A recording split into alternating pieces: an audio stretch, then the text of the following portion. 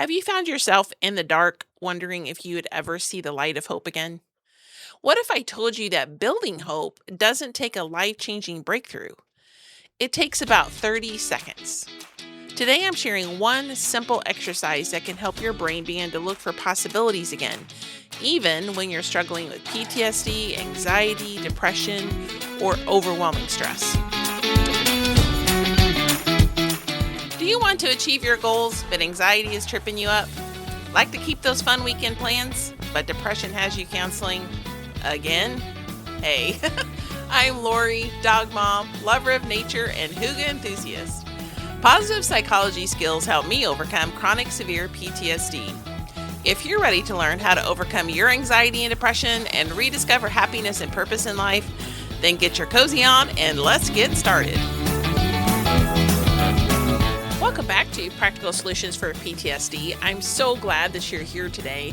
I'm going to be talking about a topic today that is near and dear to my heart, and that is the topic of hope and where you can help build that when you're in a place where it's so dark and you're in the pit so far down there that you feel like you're never going to see the light of hope again.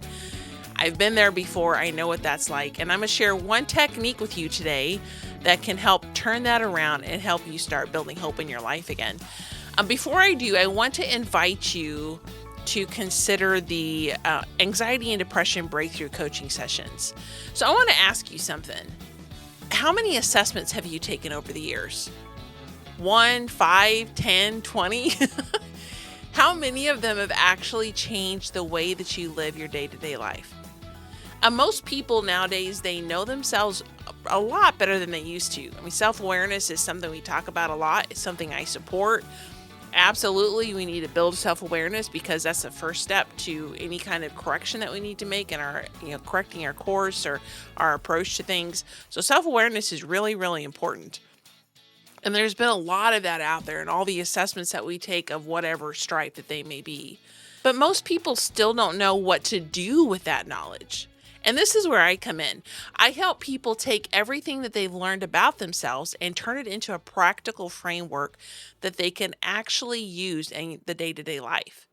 Not just theoretical or these big idea concepts, but something that you can put into effect in your day-to-day life, overcoming anxiety, dealing with depression, struggling, overcoming seasonal depression, these practical things that you face in a day-to-day life.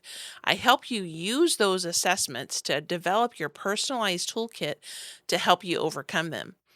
And together, we can identify the assessments that matter the most, discover how they fit together, and build a personalized strategy around how God uniquely designed you to operate. Not someone else's system, but yours. So if you've tried generic advice and you're ready for strategies that are built around your personality, your strengths, and your unique wiring, I would love to help you. So go to practicalsolutionsforptsd.com/breakthrough. You can find all the information there on how to schedule your first 60-minute coaching session with me. We can sit down and start charting out a plan and putting the pieces together for you. So again, go to practicalsolutionsforptsd.com/breakthrough. Schedule your first session with me today. So as I mentioned, I want to talk to you about hope. And this is such a critical part of being able to heal, is feeling like you still have hope. And I'm not talking about wishful thinking like, oh man, I really hope today goes good, or I really hope I get this job, or, I hope I win $1 million. We're not talking about wishful thinking. We're not talking about pretending that everything is okay. I want to talk to you about real hope. Because if you're living with PTSD, anxiety, depression, or chronic stress, and you've been dealing with this for a long time, hope can feel fragile and sometimes completely inaccessible. It feels like life has just sucked it all out of you and you have no hope left. And you may even be wondering, what if I just don't have hope anymore? And I've been there. I've been the places where it's so dark and so hard to just put one foot in front of the other. You feel like there is no hope left. But here's the encouraging news. Hope isn't something you either have or you don't have. Hope is something that you can build. And today I'm going to share one of the fastest ways to begin to build hope in your life. It's a tiny exercise that you can find in positive psychology that takes about 5 minutes. So, hope is not a feeling. Many of us think hope is an emotion, something that we feel. We believe that we'll feel hopeful once circumstances improve, or when the anxiety gets better, or when the depression lifts, when relationships improve, when we finally feel safe. But hope actually works in the opposite direction. Research shows that hope grows when we begin seeing possible paths forward, even small ones, because hopelessness will tell you nothing can change. Where hope says maybe something can change. That's all hope needs is a possibility, even a tiny one. So here's the exercise to help you learn the fastest way to build hope in your life. Ask yourself this question: what is one thing I'm looking forward to? That's it. Not 10 things, not your 5-year plan, not even your week. Just one thing that you can look forward to. And make that as early as possible. Maybe it's this evening. Maybe it's something you're looking forward to tomorrow. Make it something that's easily achievable. So maybe it's a cup of coffee on the porch tomorrow morning.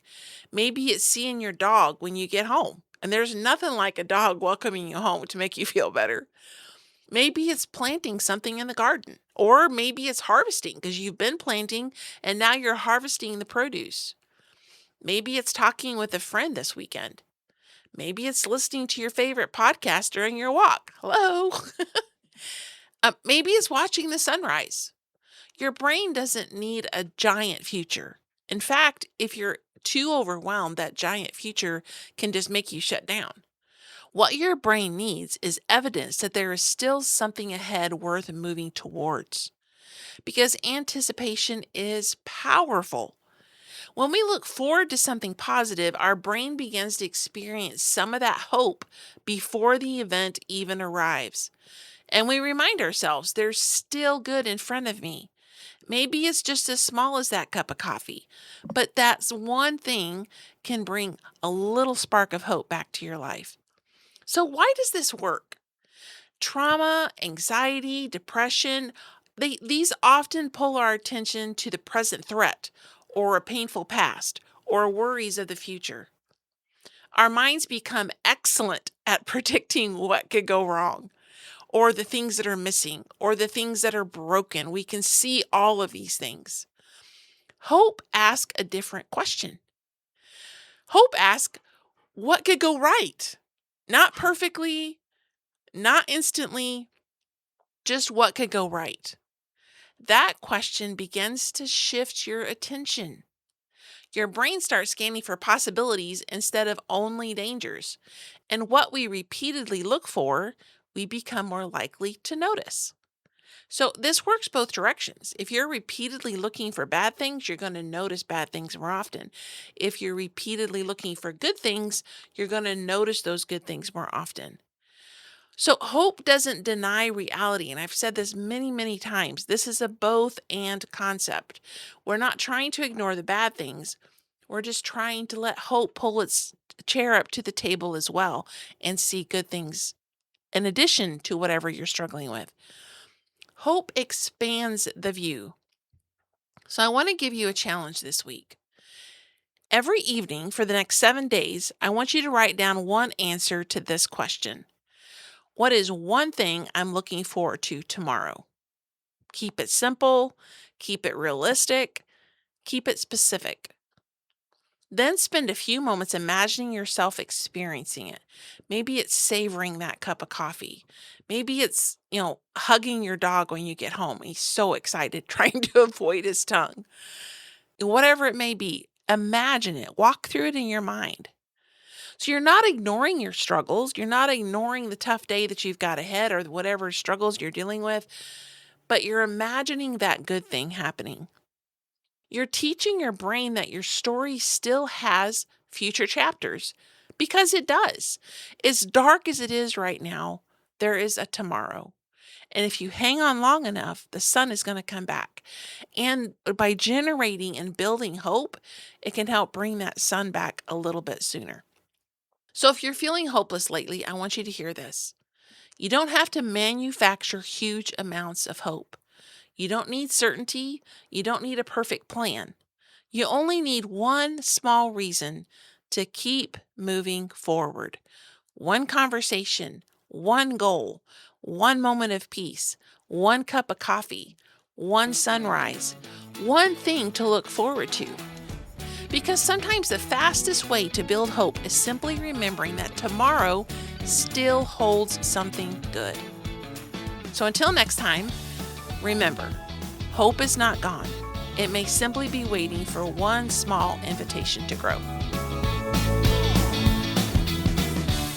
If you would like to learn more about our mission here, you can go to the website, practicalsolutionsforptsd.com. Learn more about the podcast, our coaching, our speaking ministry, or other ways to connect and join in the community. Hey, my friend, I hope you enjoyed today's episode. If so, would you please take 30 seconds and share it with someone you know who may be struggling with depression and anxiety? Also, would you please leave a quick review for the show? Knowing how this podcast is helping you fills my heart with so much joy, and it motivates me for future episodes. For now, it's time for Sam and I to head outside to enjoy some sunshine and fresh air. We'll see you back here on Tuesdays and Thursdays for more great episodes.